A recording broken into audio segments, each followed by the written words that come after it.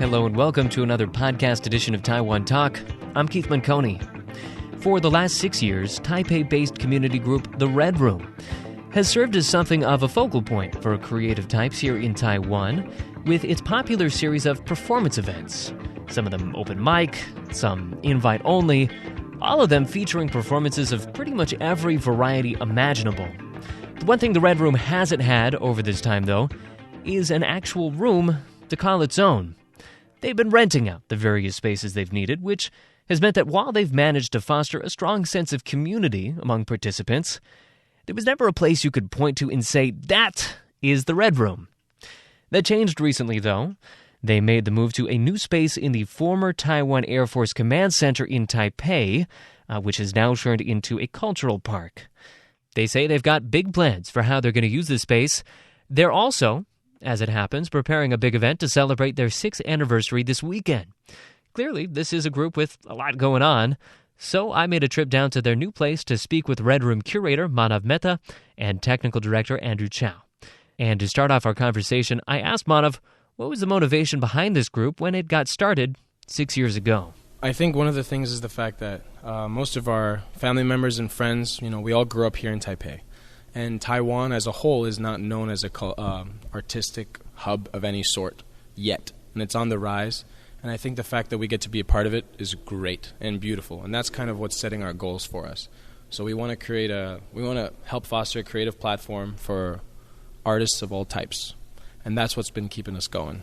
Right, and when you say artists of all types, one of the key things, at least my understanding is, one of the key things that you guys are focusing on is making kind of a bridge between some of those types of artists, whether they be, different age groups, different ethnicities, local, expat, and that's something that you guys have really focused on as well. Most definitely. I think a good example to state now with what you just said is that our gallery event, now running on a monthly basis with this new space, now that we have wall space to hang stuff on and keep them there, our event in Chinese is called 中西对话. And it might change in title soon. However, we found it appropriate initially. And 中西对话 itself is a bit of a pun, and it's also incorporating East and West. And so that's an example of how, it is a bridge. We're trying to get foreign artists and local artists to collaborate. And it doesn't happen enough. So if we can be a part of that, that's good for us and good for them. And so the premier event that you guys have is largely open mic night. And so would it be correct to say that really one of the main things that you're bringing to it is kind of a community that makes an audience? Because, if you're a performer, of course, you need an audience. You can't just perform to a wall. And one of the most striking things about a Red Room event is the audience and how supportive they are. So is that something that you guys have really been focusing on this whole time? No. It has not been something we concentrated on. We've never actually put on public ads for the first 3 or 4 years. And so we kind of reflecting, we realized, wow, Red Room events, Stage Time and Wine in particular, seems to have its own filter. And so we've been really grateful for that. Most of this has been word of mouth. That's how the words got around, and it just seems to attract the right people. So we've been really fortunate to be part of this group. And the community we're attracting, the people that are coming in, they appreciate and respect the performers, the participants, the audience, and those who run it. And that's been, again, something we're really fortunate for. So you kept this going for 6 years. Now you got this new space. It's looking great. And one of the nice things about it is that it's open 6 days out of the week, so people can kind of drop in throughout the week. It's also going to let you do a number of new events that you weren't able to do before, beyond the more typical open mic nights that you have been doing. Can you give us a little bit of a rundown on just a sense of what are all these new things that you're going to be able to do here? Stage Time and Wine is our open mic. We're keeping that going. Now we're opening it up to more theater troupes and theater groups. So Red Room Radio Redux now kind of happens a little more often, thanks to a little more resources. All's Well Theater, run by Andrew Chow and Ting. Now they have the resources to kind of facilitate that theater group. Now we can run live music nights as well. And we also run a gallery, and I think we're trying to open our doors up to collaborations with third-party organizations. So if their mission statement goes along with ours, hoping to run a Red Room International Village, which is a title that's been placed upon us now that we're in the Air Force Base, I think we have a pretty high responsibility to keep it diverse and keep it running with a lot of culturally inclined and artistically inclined programs. So, man, I think the list is never ending. But for now, we have, like I said, theater, music, art, and poetry.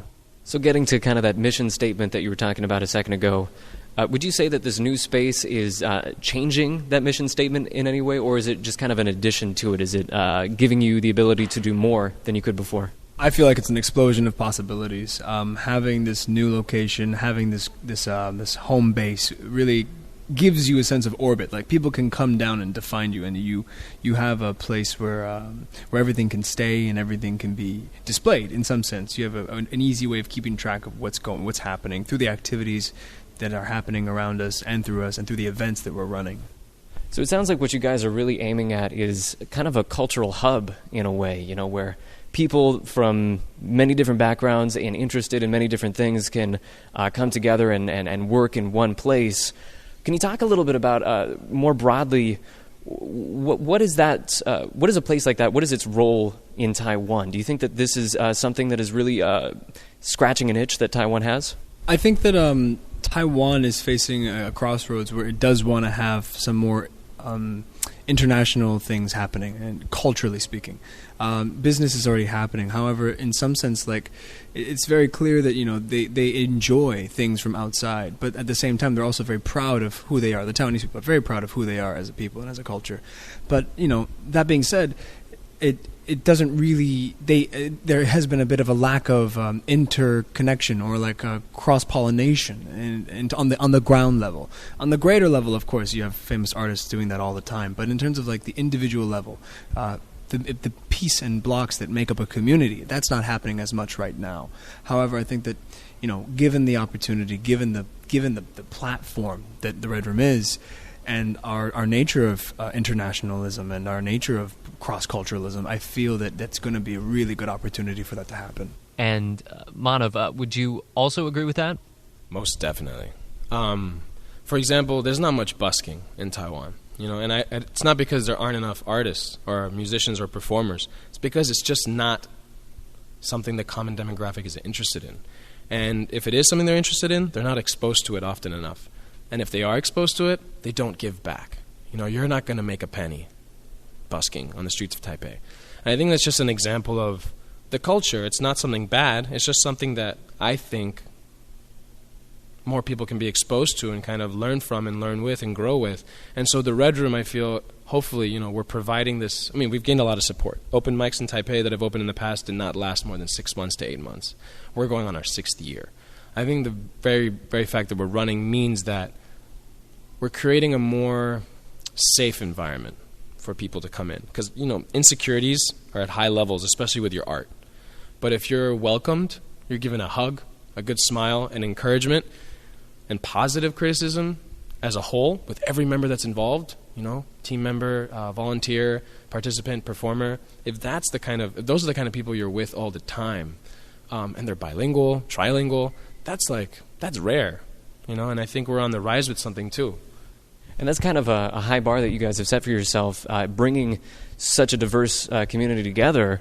I mean, ICRT faces a similar set of challenges, just in that, there's language barriers, there's background barriers, people are coming at things from very different angles. So making them all feel comfortable coming into one place and performing for one another, that's a tricky thing to do. But you're probably as well positioned as anyone to do this, given the fact that the two of you both grew up in Taiwan and you kind of have that cross-cultural background. So I'm kind of curious on your thoughts of, what is it going to take to make this place a place where it feels relevant to everybody and feels safe for, a very diverse set of people? I think one of the key philosophies that really can explain that we have was the whole culture of listening, was the idea that, everyone is going to be unique and has a different perspective, and that all deserves to have at least a platform where that can be expressed. And not so much that it could just be there, but that someone is on the opposite side to hear it. The most ancient thing is that theater doesn't work unless there's an audience, and there's always going to be an audience. It's just a matter of if that audience is paying attention or listening.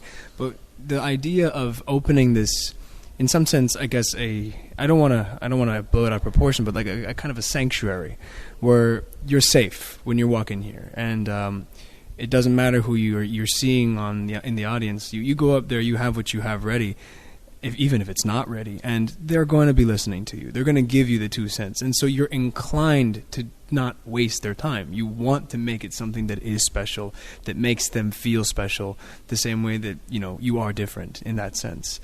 And I guess culturally, we live in a very shy culture in Taiwan. People are very much to themselves or to the family, and it's very easy to want to be just part of a whole and just be part of that group. And there's nothing wrong with that. But to have the opportunity, to stand up in front of a group, or to have that opportunity to let something out in a creative way, I think is much, much more beneficial than to not have one at all. And I mean, quite obviously, but to really to foster that environment, or to support that need. I'd like to add on, if I may, about the question you had asked earlier that Andrew answered very well. And I think one thing that he's not going to mention, and we should, is the fact that we hope to create this. You said we set the bar high, right? And we didn't set this bar. I think it just so happens, the prime example is that Andrew's mother and my mother have been in Taiwan for over 28 years.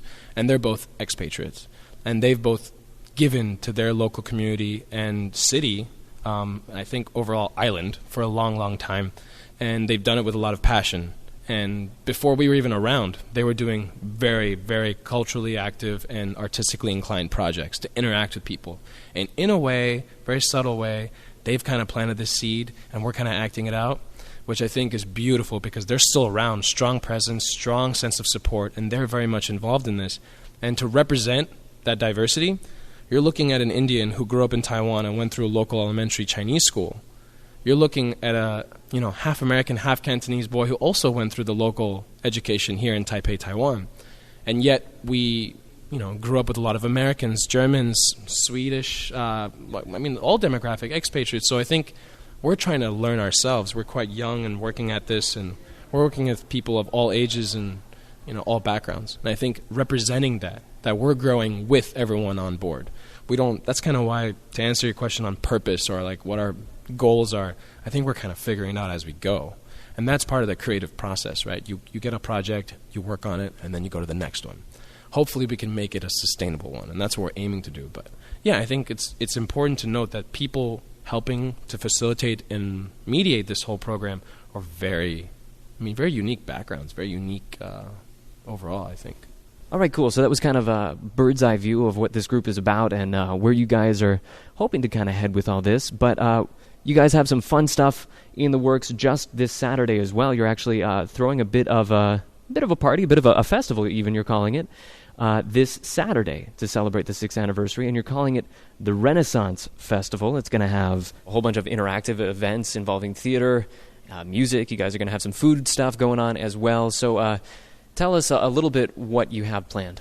Well, food stuff is definitely the selling point, always. But Red Room's been running for 6 years. So on November 21st, we'll be celebrating the presence of all the previous partnering organizations, artists, musicians, and this would be a platform for all of them to kind of bring what they've got, and let's just open our doors to everyone. And the reason why it's a Renaissance Festival, or it's titled that way, is because we are in an old abandoned Air Force base in the heart of Taipei City. And Red Room's always been very strong in the creative arts. And so we want to kind of just embrace that revival. And so this big festival is in its own way a revival of the arts with where we are. So full day, it's from 11 to 9. Outside, we're going to have a massive big old truck. And it's going to host up to 12 live music bands. As well, next to that stage, we'll have about 25 tents. Those tents will consist of handicraft booths, charitable causes, food and beverage, and interactive activities. We're also going to have up to 12 different portrait sketchers and people who are painting what they see around them. So I think it'll be very free, very light, very fun. And all the while, indoors at the actual Red Room space, we'll be having 3 different performances going on. Stage Time and Juice, our child-friendly counterpart to Stage Time and Wine, and All's Well Theater Group, a newly formed troupe here at Red Room, will be performing and showcasing their many original scripts. And also Red Room Radio Redux will also have a showcase. So that's all going on from 11 to 9, November 21st. Hope to see you there.